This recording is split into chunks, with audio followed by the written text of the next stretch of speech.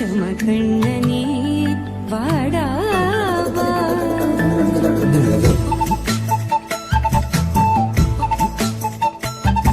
கண்ணுக்குள் கொத்தி வைப்பேன் என் செல்ல கண்ணனேவா தித்தித்த கைஜதிக்குள் என்னோடு ஆடவா